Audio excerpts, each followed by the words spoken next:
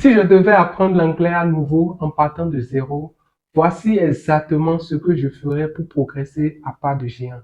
Suivez la vidéo attentivement car vous allez sûrement découvrir des ajustements que vous aussi vous pouvez faire pour progresser plus rapidement dans votre apprentissage.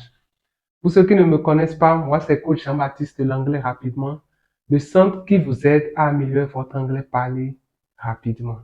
Premièrement, je vais me procurer un bon dictionnaire version électronique. Oui, vous avez bien entendu, version électronique.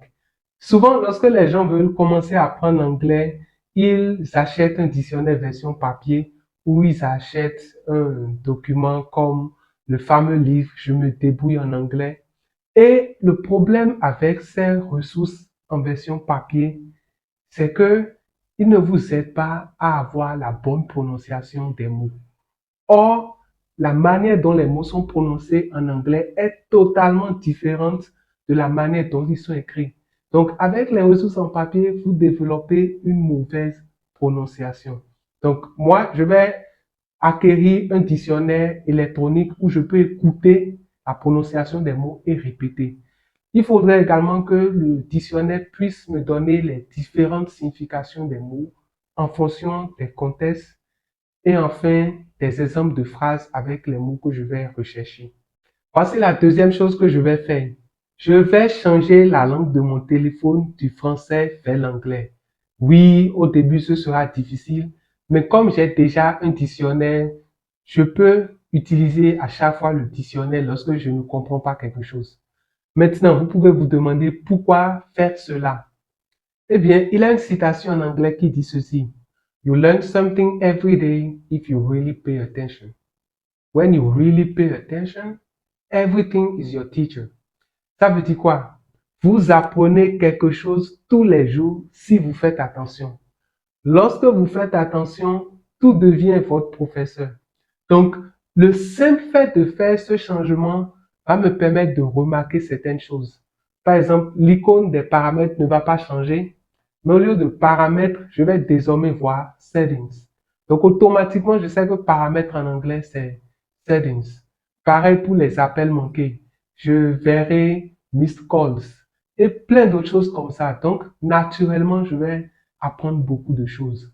Et il y a un autre avantage également, c'est que la langue va changer pour les réseaux sociaux. Et nous utilisons les réseaux sociaux tous les jours. Donc, cela me permettra d'être chaque fois en contact avec l'anglais et de consommer du contenu en anglais, ce qui va beaucoup m'aider. Troisièmement, je vais apprendre les expressions les plus souvent utilisées et non les mots les plus souvent utilisés. Souvent, lorsque les gens commencent à apprendre l'anglais, ils apprennent les mots les plus souvent utilisés.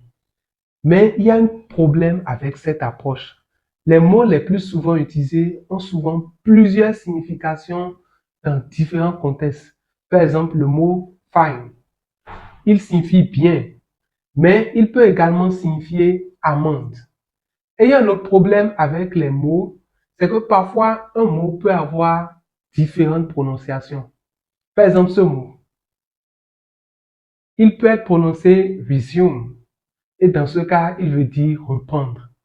Tout comme il peut être prononcé resume, et dans ce cas, il signifie CV. Donc, vous voyez, c'est facile de s'embrouiller avec les mots.